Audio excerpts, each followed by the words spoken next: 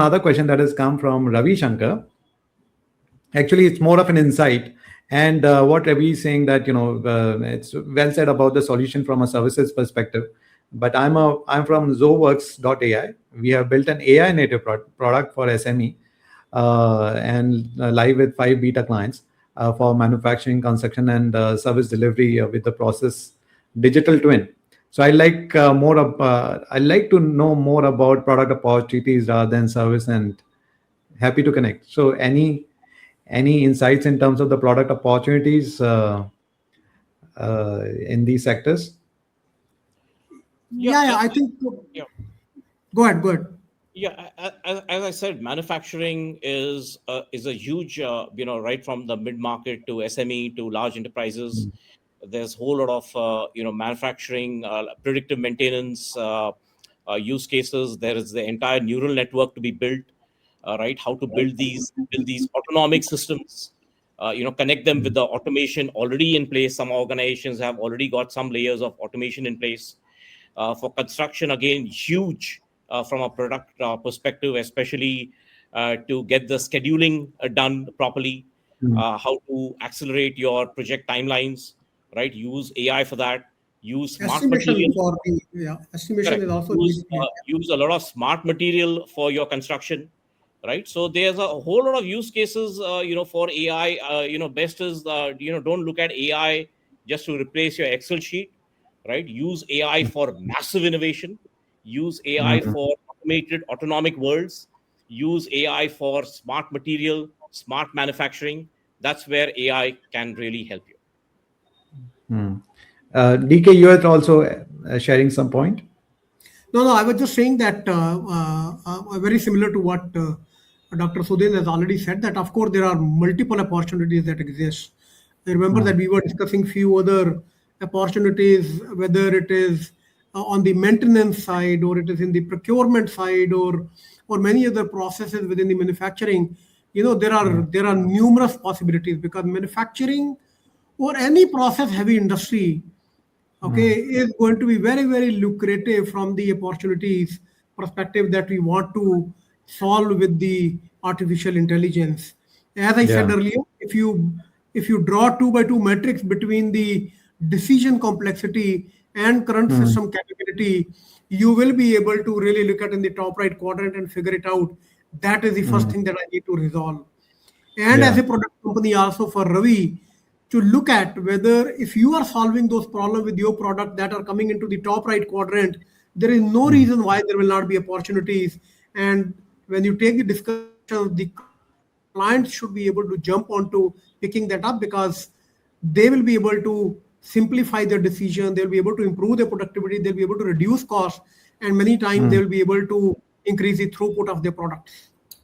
Yeah, makes sense. In fact, Ravi, if you could have, shared more information about what your product is and where actually it's fitting with these. So you did mention about digital twin, but I think maybe we can have a discussion later. So there's a question. There's also a comment from Nishant. Hello everyone. When we discuss upon AI readiness, what should be core items by your lens that should be decision makers parameters, which makes us ready to go ahead with AI, and also security of those AI implementation? So I think there are a couple of questions as part of what Nishant has asked. Yeah, so if you look at on the AI readiness perspective, as I said, that it begins from the decisions. Okay, it is how do you look at your technology portfolio in a way that you are able to determine the uh, decisions for which today you are ready to take it forward. Okay, I think that is what it begins, and there are about 35 parameters that we look at. We look at, as I talked about, 2 by 2 metrics. Only that is only one of the metrics, but then there are many other such comparisons that we do in order to really look at what is going to be the priority items when we do the readiness. There are about 35 parameters that we look at in order to go and determine. I'll take a simple discussion, for example, the process itself. If you look at the experience of most companies, when they had implemented BPM, they realized the process that they think that they are going to use in comparison to the process they are actually using, these are two different things.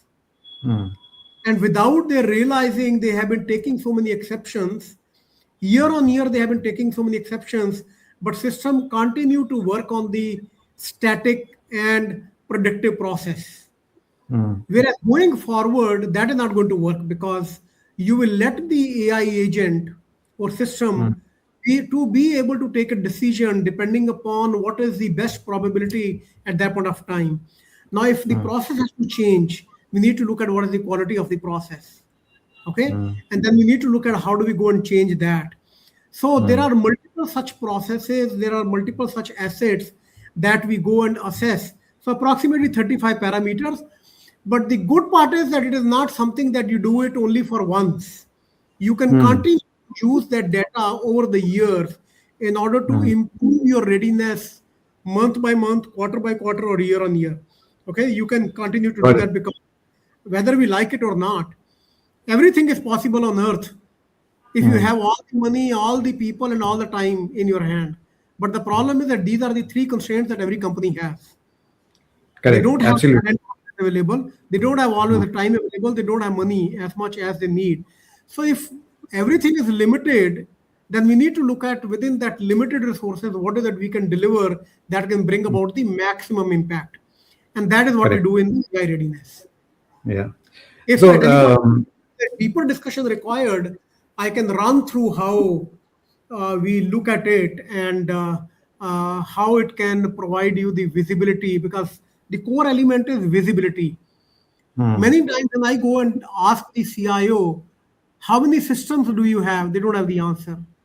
Where are you really investing the money in IT?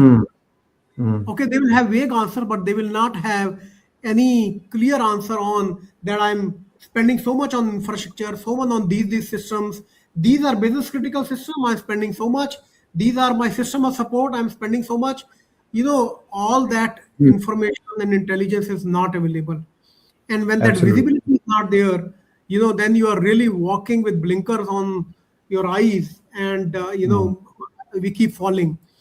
I think so Yeah. that's In fact, the yeah. brief thing I can talk about. Yeah. Yeah. You earlier talked about intelligence. There's too much of intelligence in the ecosystem now, but somewhere still that intelligence is broken. So I think that intelligence has to be brought together through Correct. certain approach, so that there's we can meet. But there's one more element to that question is about the security on that AI implementation. So Dr. Sudhin, you like to address that specific part on the Yeah, security? actually, from my experience, the security for AI implementations is much better than what we have been doing with our legacy or existing IT implementation. The reason is that in the first time in history, that the guardrails you can build from day zero, right? Even with the Hmm. LLMs or SLMs you build, you're also informed about what is the data privacy and data protection. What is this data being shared for?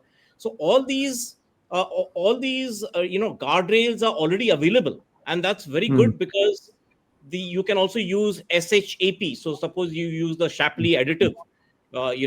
explainability kind of analysis. So in your Hmm. prompt, if you just type in use SHAP to explain model, you can also then explain the model to the regulators, to the authorities. Hmm. You can also show that this model is not biased. There are no outliers, right? It is Hmm. fair and inclusive to society. So your AI, ethical and responsible AI, is already Hmm. baked in from day zero. So that's a Hmm. fantastic opportunity to rewire and redesign your next generation, security posture management or your security models. That's Hmm. really good, right? And Hmm. to the earlier question, like in terms of readiness, we've compiled so much of code and repositories and documents in all organizations, big and small. Hmm. You can start uploading your documents onto your prompt. You don't have to type anything. Your prompt will give you all what that model is, what the analysis is, what the nudge is, what the recommendation is, right? For example, you can take your existing framework, your industry automotive framework, for example, and just put it on the prompt, and it'll give you the entire explainability, right? So I think readiness is not to be asked, right? You have to be ready with this great tool we have, right? And I see another question on quantum from Bhagwan, right? So I think Yes. this AI plus quantum is what really is going to be very, very significant, and 100x multiplier, because with AI, with Gen AI, you can do the reasoning, you can do the data science, you can do the decisioning. Now, when you build your SLM, then with quantum, you can do the deep dive analysis, right? So I've done this signaling, I've built up the Fourier transform analysis. I've done the entire signal wave analysis, for the amplitude, pulse, frequency. Then I've also gone into deep kind of quantum, attention networks, right? I've used Hamilton kind of models. So I think this combination of AI, and so use AI for the LLM reasoning, right? And use quantum for the deep dive signaling, where if you start seeing everything as a signal, right? So all your functions, events, workspaces, everything can be, if you treat everything as a signal and then do the deep dive analysis, then you're well on your way to be the best AI quantum company in the world. Okay, that's an interesting aspect of altogether. So quantum is actually amplifying the impact of AI in a very significant higher impact. I believe Bhagwan might have got the response which he is looking for. In the meantime, we have got a response in terms of the security question. So how security is addressed in this? Most critical sector clients are wary of trying AI, but it's inevitable. So that is true. But I think security, as you talked about, so it's been addressed, but it can be addressed from the environment, client environment perspective. We have a comment from Ravi Shankar. The process itself is modeled as a digital twin. So he talked about his product. So his I think so enterprises More can like plan. a comment and not a question. And I agree with what Ravi saying. Yeah. So enterprises can plan next quarter or scaling up next financial year if the order doubles up, etc. So what if analysis for enterprises? What if analysis for enterprises to scale? So I Okay, think that's the value proposition that he's bringing yeah. with his product. We have a follow-up question from Vijay. Would there be a human bias seen on AI implementation and execution? How would it be neutral to human intervention, working or co-piloting? Yeah. I think this is a good point or good question from Vijay. There definitely is a human bias. I'll give one example. It is a real example. In the US, a particular bank was looking at that when they were implementing AI, they realized that AI was taking a decision where it was offering loan more to a particular category of color of people rather than to the other. And it is because when humans were actually granting the loan, they had that bias in mind that particular set of people will not return their loan always. Okay. Now the bias is already there in the data. That human bias goes into the data. And when artificial intelligence is put on top of that, it is going to adopt that bias and going to act according to that. So most of the places now, this discussion about data audit, the regular data audit has to happen. Okay, that is the first time piece, and that is what I talked about when we are talking about AI readiness. That do we really look at any bias that exists within the data? Okay, and if it exists, do we need to correct that? But at the same time, it is not only once it is to be done, because there are two shifts that continue to happen, and they call it as a drift. So there is a data drift and then there is a logic or context drift that continues to happen. Okay, because the data over a period of time will continue to build up, a new set of biases can also emerge within the data. Similarly, the context can continue to change. Today you are dealing in 5 products, tomorrow you are dealing in 7 products. Today you are in 3 geographies, tomorrow you are in 7 geographies. Okay. Similarly, multiple other things can continue to happen on the business context side. So the drift is always going to be there. And you need to always look at that if your agent or if your system is going lower on the quality with respect to these two drift, you need to figure out and measure when is the right time to do the audit on the data as well as on the logic or the context, and continue to refine that so that your agent is able to provide the decisions that are correct for the business. So yes, human bias, data bias, logic bias, context bias, all that is absolutely real, and one needs to continue to work on the portfolio in order to determine when do we go and alter it back to the refined set of data or logic or context whenever we do the audit. So I think that is something that is very, very critical.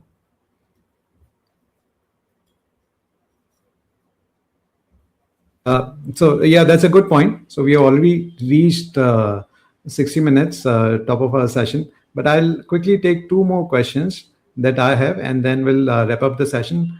So one question is, since we talked about these biases and the security layer, so when we are kind of building up, say, a model, especially or any product, like for any company, we had a couple of questions. So what combination of SLMs, vertical AI, proprietary data, domain depth, human in the loop, outcome ownership can create a mode that a frontier model update simply cannot simply cannot absorb?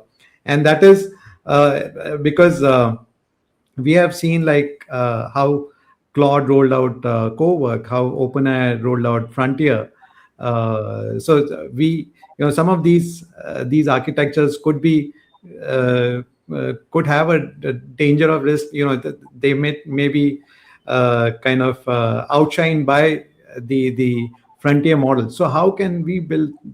How can we architect a product by bringing various combinations so that the AI first founders or builders have the moat? Dr. Sudhin, quickly from your perspective. Yeah, so I think I think it's some misconception that probably the models, the AI is more biased or hallucinates more. I think humans sometimes are more biased and hallucinate more than the AI models. So from my experience, if you put in the proper context, if you take in existing industry logical data models and frameworks, and bring in even more specific context to that particular industry or that particular region, right? For example, in the automotive, to get the correct data, I built a data pipeline which should fetch in the data from FADA and SIAM and the VAHAN registration, right? So from an Indian context.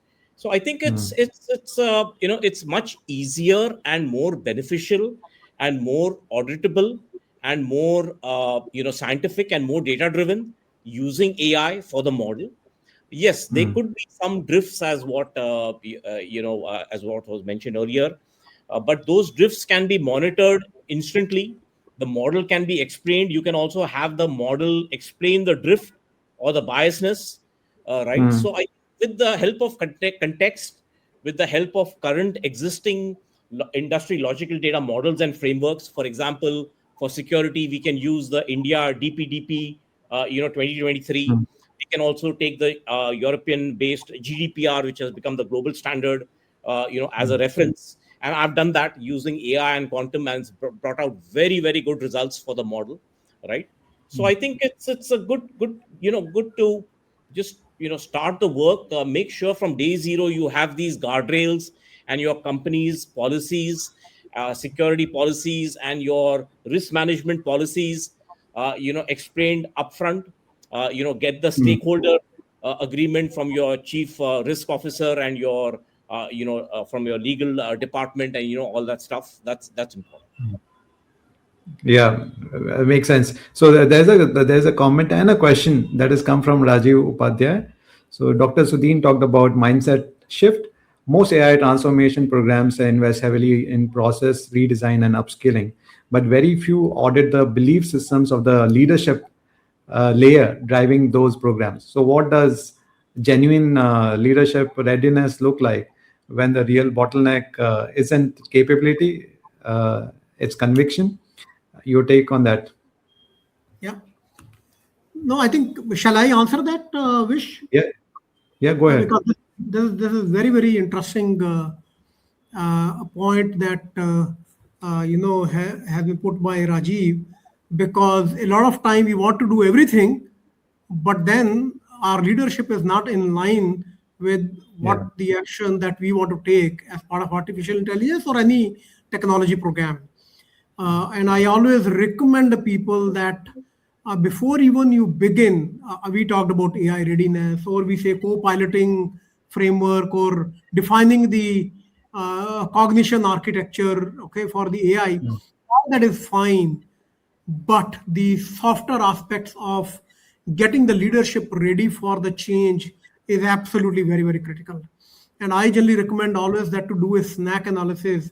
It is SNAC, which is the mm, stakeholders. Understand who are the stakeholders, understand what are their needs, and understand what are the things that are going to change, alterables, and mm, finally, what are the constraints? We talked about mm, earlier the time availability, the money availability, okay, or people availability, talent availability. So there are going to be always some constraints. So these four need to be mapped, and that mm, discussion needs to be taken up with the leadership team. Because once you begin with that, there has to be 100% commitment from the top. Only then it works. And I think yeah. this question is absolutely point on, saying that I can do everything technologically, everything is possible. What if my business is not ready? Because if Mm, business doesn't have the leadership, or business doesn't have the ownership of the data and the context and the decisions, then things will fall apart in the last mile. mm. And Correct. I Yeah. think this was very, very important question that Rajiv asked. Thank you, DK. So I think he might have got that snackable response that you shared here. uh, Snackable. Yeah. Yeah. So just of course, there are a couple of more questions. I'll quickly see if I can bring those. So one is see when the manufacturing company or the IT leader at the manufacturing company, they uh, they try to. So there are some questions. If we have to build, then what steps that we need to take, what kind of costing that we need to kind of take into consideration. So, should industrial companies in India consider build versus buy when it comes to AI native models? And why should they seriously consider working with, say, startups or SMBs or SMEs who are building vertical AI or AI native models rather than defaulting, to the larger step to their own IT team? So, what is that build versus buy scenario? I mean, how to address uh, that's that kind of question that normally the companies have. No, I think you must partner with the entire ecosystem, right? Because there will be specialists in AI, quantum that can be leveraged, right? They could be startups or other organizations. So your entire, I mean, all organizations, especially large organizations and even mid-size, have a very huge partner Mm, ecosystem, right? And mm, many of the time, from my experience, not naming the partners or nor the companies, right? We don't mm, leverage. I mean, even they want to help and want you to innovate and transform, but we don't leverage it, right? Because mm, when we do digital transformation, so we run the organization, so we run all the mission critical systems, and then on the emerging tech side, on the deep tech side, we then change the organization where we use all the deep tech to accelerate the change, right? So I think you mm, must work in an ecosystem, right? It's now all become a network kind of a, there are no longer 9 or 10 layers of manufacturing or services or products, right, that we need to look at. It's all networked, right? Just like your LLM, which where they are apparently the billions of hundreds of billions of the hyperparameters are apparently talking to each other autonomically Yeah. and giving you the best result, right? So I think you got to take it ahead. You need to have a separate, right, budget for the change, for the AI, for the models. From my experience, India is very good on the application digital transformation. We are not very good build the models, and also let the rest of the world build the models, right? We may or may not have the risk appetite or the money to do that, but we are very good on the application. So use those models to transform applications, right? So that's what we are very good at, and stick to that. That will also reduce your cost, and Yeah. also, make sure that you are focusing on the kind of country strength, because even the forces, the workforce and all are trained, mostly on the application side, to make them R&D guys, and to make, build all these models and all will, take some time, right? We'll Yeah. get there, but, focus on your, India context strength, which is basically application digital transformation. Thank you, Dr. Sudhin. And quickly, because you talked about that, the larger partners who bring that capability. So when you have these kind of capable partners who have their existing relationship, whether it's a cloud partners or hyperscalers, and they have not only existing relationship but also deep pockets and global delivery muscle. So, what is that specific strategy a smaller, faster AI first company can execute that a larger platform structurally cannot? And how do they use that advantage before the window closes? DK, if you could quickly address that. Yeah, I think it is pretty much same as what happened during the digital, okay, where we said that there are companies who are running the old system and they're trying to make it become digital, whereas there were digital born company or born digital companies that came up, and they were very very quick with the new models of doing the business. For example, in the e-commerce side, okay, during the COVID, we saw that suddenly so many companies emerged because there was a need to sell online, okay, to sell their products online. And that is absolutely very, very critical, that we saw a change during COVID time, during digital transformation. Same is going to happen with the artificial intelligence also. Okay, there are going to be traditional companies or the companies who are well established. They definitely have deep pockets, but just having the deep pockets solves only one dimension on the constraint side. Yeah. Okay, because you need to also really look at that when you have deep pockets, you also are carrying a lot of baggage on your shoulders. You have existing clients and they are going to take time to change. Okay, you have an existing revenue, you will have to look at how do you cannibalize your existing revenue and go for the newer services, newer offerings and newer products. Okay, you will have to look at that. So multiple such aspects will have to look at, and that's the reason the organization that is an elephant organization, that means it is a very large organization, it is going to move slow, but it is going to move. It is not that it is not going to move. Okay. Whereas the AI native companies will be very quick to come up with their models, will be able to come up with their, solving the problems. They will be working only on one specific problem for one or two clients and will be able to come up with that and will know that how do they go and solve that for an ecosystem. Okay. What they solved for client or two client, how do they now solve it for the ecosystem? And suddenly they will be seen as a one who are the new age companies. So I think Correct. that Yeah. is going to play what has played before multiple times. So it is not going to be different this time also. So we need to continue to watch for the new age companies. That is where God gives us the level playing field. Okay. For the newer business to come up, become very, very valuable and relevant for the new age. And I think that is where these new providers will emerge and will give a Yeah. good competition to the larger players as well. Absolutely. Yeah, yeah. And thank you so much. So, thank you, Sudhin, Dr. Sudhin, and DK. Thank you for keeping this specific and grounded throughout the session. We had so many questions that came from the audience. And I'd like to thank everyone who joined us live today, shared their comments, and asked great questions. We truly appreciate your engagement on this session. So for the builders who are watching, from my personal opinion, there are a couple of checkpoints which you could probably have when you are kind of build on. So one is, of course, and these are also on the base of the discussion that we had. So define the outcome before you define the model. Second is your architecture and data is the product. So treat it that way. Third is do not go to the production until you can explain every output. So you need to kind of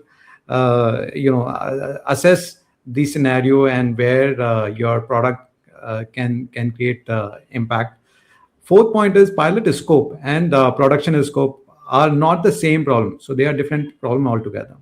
And lastly is the pricing, which is price for outcomes and not for excess. So with this note, I'll wrap up this session. And our next 2020X Vision session is on 23rd April.